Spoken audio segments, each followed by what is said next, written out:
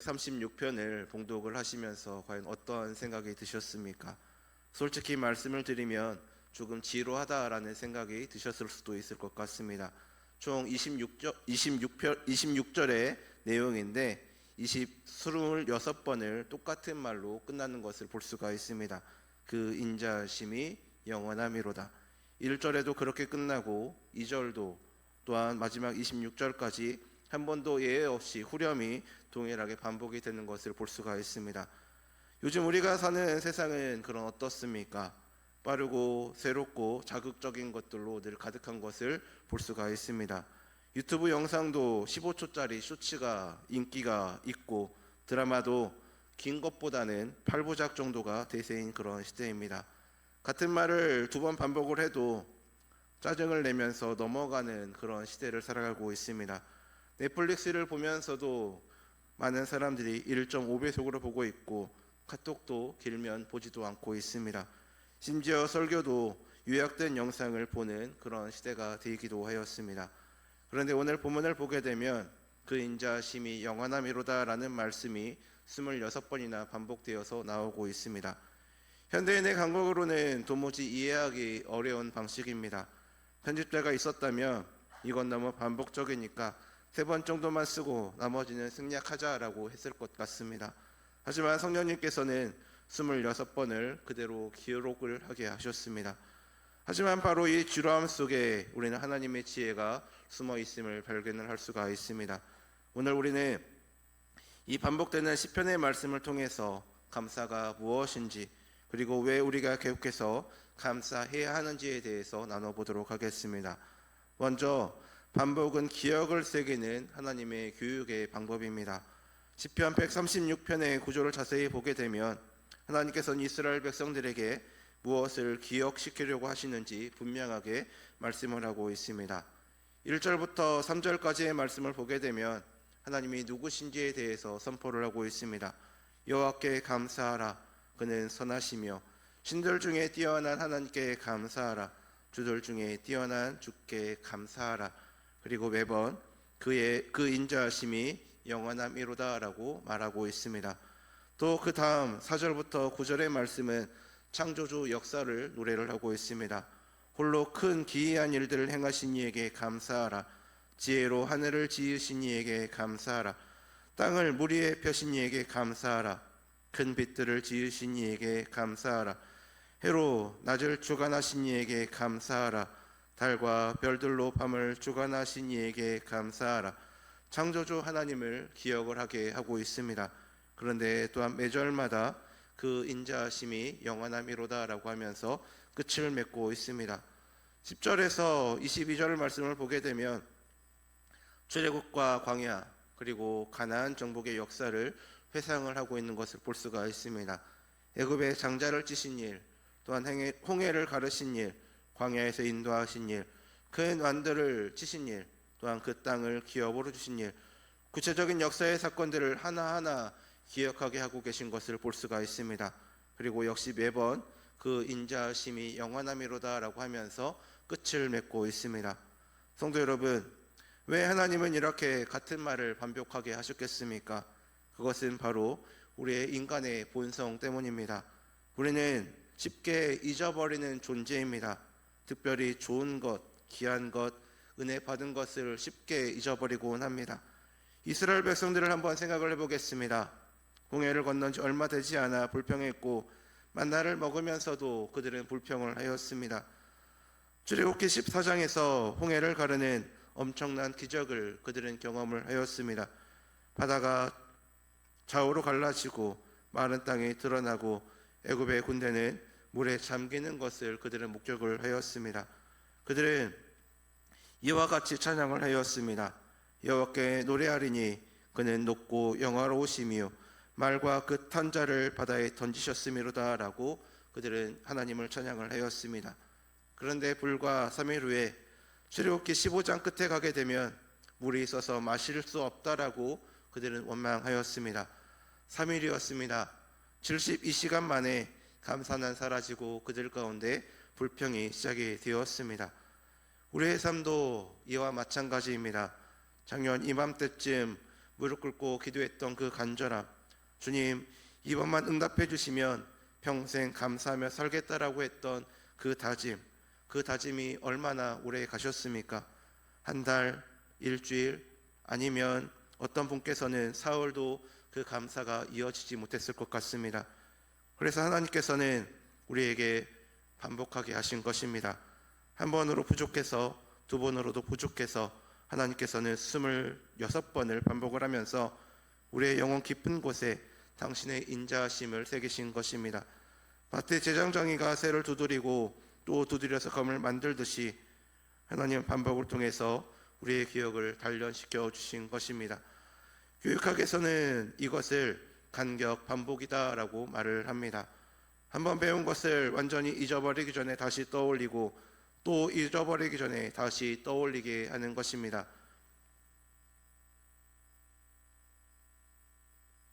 이렇게 반복할 때 단기 기억이 장기 기억으로 전환이 되는 것입니다. 하나님은 이미 3000년 전에 이 원리를 알고 계셨습니다.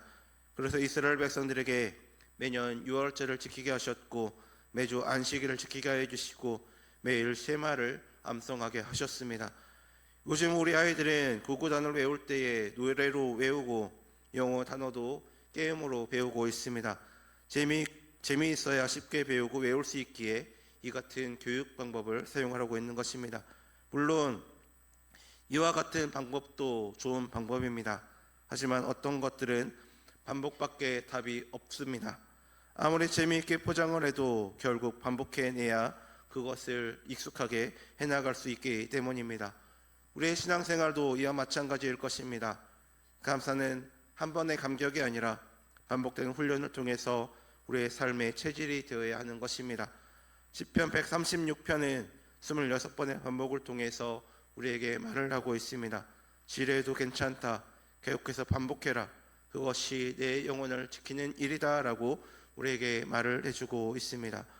두 번째로 함께 나눌 것은 감사는 망각과 싸우는 영적 전투인 것입니다. 23절에서 24절의 말씀을 한번 보겠습니다. 우리를 비천한 가운데서도 기억해 주신 이에게 감사하라. 그 인자하심이 영원함이로다. 우리를 우리의 대적에게서 건지신 이에게 감사하라. 그 인자하심이 영원함이로다. 여기서 시인은 과거의 영광스러운 역사에서 현재의 고통스러운 현실로 우리의 시선을 돌리고 있습니다.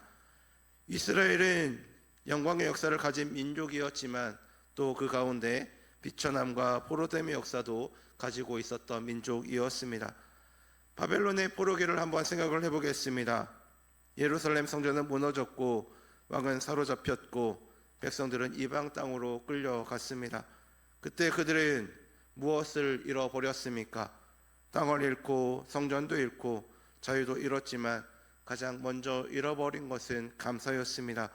시편 137편을 보게 되면 바벨론 포로민들의 절규가 나오는 것을 볼 수가 있습니다. 우리가 바벨론의 여러 강변 거기에 앉아서 시온을 기억하며 울었도다. 우리가 이방 땅에서 어찌 여호와의 노래를 부를까라고 하면서 그들은 감사할 수 없다라고 말을 하였습니다. 어떻게 이런 상황 속에서 감사할 수 있느냐라고 반문을 하고 있는 것입니다. 바벨론 사람들이 조롱을 하면서 시온의 노래를 불러보라라고 할 때에 그들은 우리가 어떻게 부르랴? 우리는 포로다라고 대답을 하였습니다. 하지만 시편 136편은 정반대의 자세를 우리에게 보여주고 있습니다. 비천한 때에도 대적이 있을 때에도 그 인자심이 영원함이로다라고 고백을 하고 있습니다. 이것이 바로 영적인 전투인 것입니다. 감사는 좋은 일만 있을 때만 하는 것이 아닙니다. 감사는 망각과 절망과 원망이 우리를 살피려고 할 때 그것에 저항하는 영적인 무기인 것입니다. 성도 여러분, 우리가 어려움을 만났을 때 가장 공격받는 것이 무엇인지 아십니까? 바로 기억입니다. 사탄은 우리에게 과거에 하나님이 행하신 일들을 잊어버리게 만듭니다. 그리고 현재의 고통만을 크게 확대시켜서 우리에게 보여주고 있습니다. 하나님이 정말 너를 사랑하셨다면 이런 일이 일어났겠느냐? 하나님이 살아계신다면 왜 이렇게 기도해도 응답이 없겠느냐라고 하면서 이러한 생각들이 우리를 압도하게 늘 만듭니다. 실제로 상담학에서 우울증의 중요 특징 하나가 선택적 기억이다라고 말을 합니다. 우울한 사람은 좋았던 기억은 잊어버리고 나빴던 기억만 계속해서 떠올린다라고 합니다. 내 인생은 항상 이랬어, 좋았던 적이 한 번도 없었어 라는 생각을 하게 됩니다. 이것이 우울증의 전형적인 사고 방식입니다. 사실은 좋았던 때도 많았지만 기억이 선택적으로 작동을 하면서 부정적인 것만 떠오르게 되는 것입니다. 영적으로도 마찬가지입니다. 우리가 영적으로 침체되면 하나님의 베푸신 은혜는 잊어버리고 응답받지 못한 것들만 기억을 하게 됩니다. 하나님이 함께 하셨던 순간들은 사라지고 외롭고 힘들었던 순간만 크게 보이게 되는 것입니다. 이것이 바로 영적 우울증의 모습입니다. 현대를 사는 우리도 마찬가지입니다. 경제는 늘 어렵다라고 합니다. 우리 청년들의 취업은 어렵고 또한 중장년층들은 구조조정에 떨고 있고 노년층들은 노후가 불안한 그런 시대를 살아가고 있습니다. 또 우리의 가정은 어떻습니까? 우리의 가정에는 갈등이 있고 또한 우리 교회 가운데도 시험의 거리가 있습니다. 건강도 또한 예전 같지 않습니다. 뉴스를 보게 되면 경제 위기와 자연재해와 우울한 소식들만 늘 들려오고 있습니다. 이런 상황에서 우리는 지금 무엇을 잃어버리고 있습니까?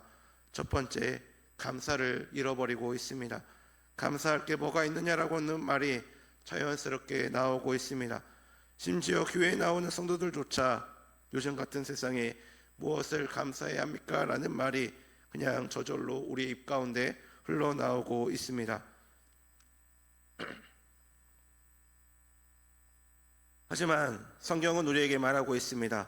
바로 그때 비천할 때에 대적이 있을 때 더욱더 감사해야 한다고.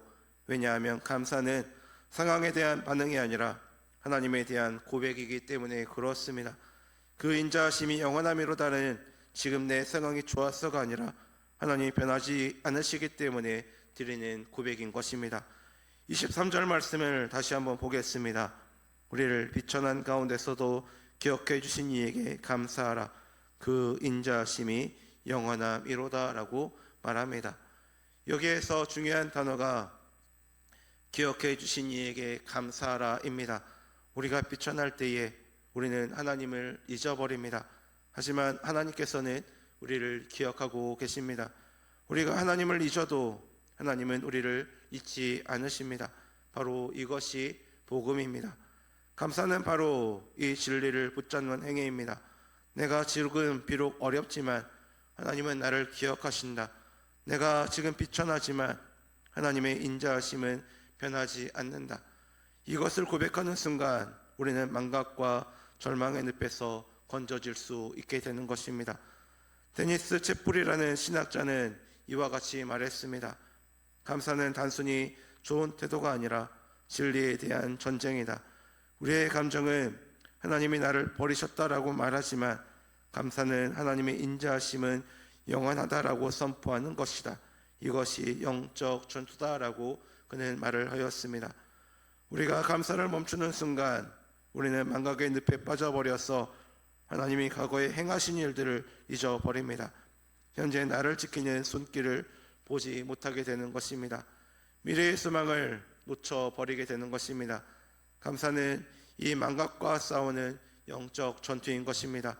매일매일 반복해서 그 인자하심이 영원함이로다 라고 고백하는 것은 내 영혼이 절망에 무너지지 않도록 지키는 영적 방어막인 것입니다. 마지막 세 번째로 나눌 것은 지루함을 견디는 자가 은혜를 누린다라는 것입니다. 25절에서 26절의 말씀입니다. 모든 육체에게 먹을 것을 주신 이에게 감사하라. 그 인자하심이 영원함이로다. 하늘의 하나님께 감사하라. 그 인자하심이 영원함이로다.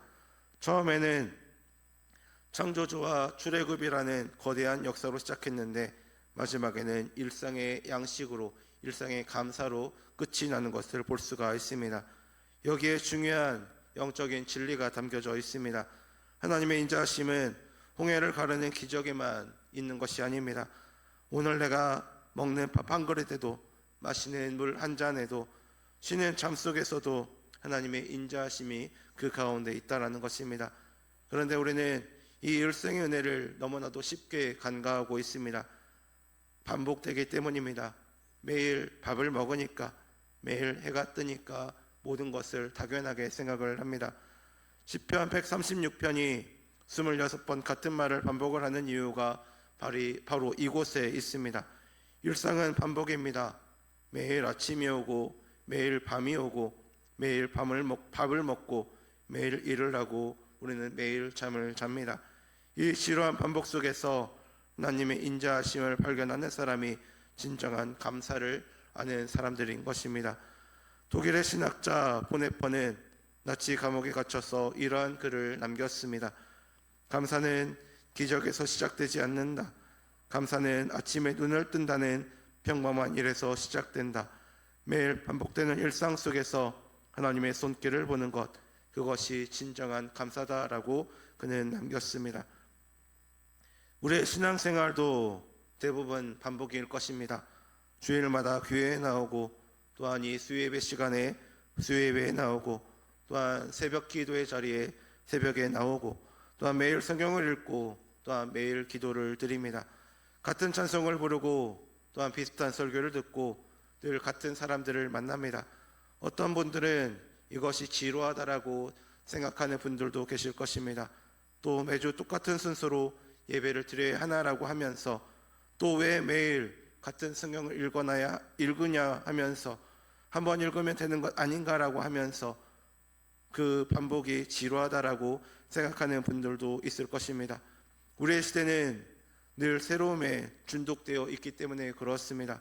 새로운 폰이 나오게 되면 새로운 폰으로 바꾸고, 또한 새 유행이 나오게 되면 그 유행을 따라가고, 새로운 자극을 끊임없이 찾고 있습니다.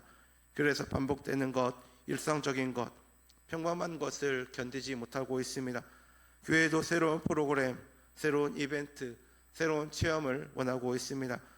하지만 우리가 지루함을 견디지 못한다면 우리는 깊은 은혜를 누릴 수 없게 됩니다. 나무를 생각을 해보겠습니다. 나무는 매일 똑같이 뿌리를 내리고 매일 똑같이 물을 빨아 올리고 매일 똑같이 햇볕을 받고 있습니다. 너무 지루한 과정을 겪고 있습니다. 겉으로 보게 되면 아무런 변화도 없는 것 같습니다. 하지만 그 지루한 반복을 견딘 나무만이 100년, 200년을 살면서 깊은 뿌리와 높은 가지를 갖게 되는 것입니다. 반대로 급하게 자라는 식물들을 한번 생각을 해보겠습니다. 콩나물은 일주일이면 자랍니다. 빠르게 자랍니다. 하지만 강한 바람이 불어오면 어떻게 되겠습니까? 쉽게 날아가 버릴 것입니다. 왜냐하면 그 가운데 뿌리가 없기 때문에 그렇습니다. 우리의 신앙생활도 이와 마찬가지입니다. 처음에는 감격적인 체험이 있을 수 있습니다. 회심의 순간, 응답받은 기도, 또한 치유의 체험, 뜨거운 부흥회, 이런 것들도 좋습니다. 또한 필요합니다. 하지만 신앙이 깊어지려면 지루한 반복을 견뎌야 하는 것입니다. 매일 말씀을 읽고 매일 기도하고 매주 예배를 드리고 이 반복 속에서 우리의 영혼이 단련되는 것입니다. 하루 이틀 하면 변화가 없는 것 같습니다. 일주일, 한 달에도 별 차이가 없는 것처럼 느껴집니다. 그래서 많은 사람들이 쉽게 포기를 해버립니다. 해도 똑같다라고 하면서 쉽게 포기해버리는 것입니다. 하지만 이 반복을 1년, 2년, 10년 지속을 하게 되면 다르게 됩니다. 뿌리가 깊어집니다. 영적 근육이 생깁니다. 시험이 와도 흔들리지 않습니다. 위기가 와도 무너지지 않습니다. 이것이 바로 지루한 반복의 열매인 것입니다. 작가 말콤 글래드웰은 이와 같은 이야기를 하였습니다. 1만 시간의 법칙을 그는 이야기를 하였습니다. 어떤 분야든 1만 시간을 투자하면 전문가가 된다라는 것입니다. 하루 3시간씩 10년을 하면 대략 1만 시간입니다. 지루합니다. 반복입니다. 하지만 그것을 견딘 사람만이 진짜 실력을 갖게 되는 것입니다. 우리의 신앙생활도 이와 마찬가지입니다. 하루 30분씩 말씀을 읽고 기도하면 1년에 약 180시간입니다. 10년이면 1800시간입니다. 20년이면 3600시간입니다. 이렇게 반복하는 사람과 가끔씩 하는 사람은 20년 후에 전혀 다른 사람이 될 것입니다. 26번 반복되는 그 인자심이 영원함이로다는 우리에게 말을 하고 있습니다. 지뢰도 괜찮다, 반복되어도 괜찮다, 계속해라, 포기하지 말라. 이 지루함을 견디는 자가 결국 하나님의 영원한 인자하심을 자기 것으로 누리게 될 것이다 라고 우리에게 말을 해주고 있습니다. 성도 여러분, 시편 136편은 단순히 지루한 시가 아닙니다. 이것은 하나님께서 우리에게 주신 영적 훈련 매뉴얼입니다. 우리의 기억을 훈련시키고 우리의 망각과 싸우게 하고 우리의 지루함을 견디게 하는 신앙의 교본의 자세입니다. 오늘 말씀을 정리하면서 우리는 세 가지를 기억을 하기를 바랍니다. 먼저, 반복은 하나님의 교육의 방법이라는 사실입니다. 우리가 지루하다고 느끼는 그 반복 속에서 하나님은 우리의 영혼을 단련시키고 계십니다. 한번 듣고 바로 변하는 사람은 없습니다. 계속해서 듣고 계속해서 고백하고 계속해서 기억할 때 비로소 우리의 것이 될 수 있는 것입니다. 두 번째는, 감사는 영적 전투인 것입니다. 비천할 때, 대적이 있을 때 우리는 하나님을 잊어버리는 유혹을 받습니다. 바로 그때 그 인자하심이 영원함이로다라는 고백이 영적 전투인 것입니다. 이것은 단순한 긍정적 사고가 아닙니다. 이것은 하나님의 본질에 대한 신앙의 고백입니다. 세 번째는, 일상의 은혜를 발견하는 것이 진정한 감사의 자세입니다. 홍해를 갈라지는 기적도 감사이지만 오늘 밥을 먹는 것, 마시는 물, 쉬는 잠도 감사인 것입니다. 지루한 반복처럼 보이는 일상 속에서 하나님의 인자하심이 숨어 있습니다. 우리는 실천하며 나아가야 할 것입니다. 구체적으로 제안을 한번 드리겠습니다. 올 한 해 목사님께서의 목회 방침에 감사의 노트가 있습니다. 우리 명암교회는 감사의 노트가 있지는 않지만 감사의 정원이라는 어플을 사용을 하고 있습니다. 매일 저녁 자기 전에 5분만 투자하시면 됩니다. 오늘 하루 감사한 일 3가지를 기록을 하는 것입니다. 처음에는 감사할 제목들이 어떤 것일까라고 하면서 찾기가 어려울 것입니다. 뭘 써야 할지 하지만 계속해서 하다 보게 되면 그 감사의 제목들이 보이기 시작할 것입니다. 아침에 눈을 뜨는 것, 또한 밥을 먹는 것, 또한 가족들이 있는 것, 또한 일할 수 있는 것, 교회가 있는 것, 일상의 모든 것이 하나님의 은혜이고 또한 감사의 제목들이 될 것입니다. 감사의 일기를 한 달 동안 작성한다라고 생각을 해보겠습니다. 한 달이면 약 90개의 감사의 제목들이 쌓이게 될 것입니다. 또한 나중에 그것들을 다시 한번 읽어보시기를 바랍니다. 내가 이렇게 많은 은혜를 받고 살았구나라는 것을 깨닫게 될 것입니다. 이것이 바로 망각과 싸우는 방법인 것입니다. 두 번째는, 그 인자하심이 영원함이로다라는 말씀을 암송하시기를 바랍니다. 시편 136편 전체를 암송하라는 것이 아닙니다. 이 한 문장만 암송하시기를 바랍니다.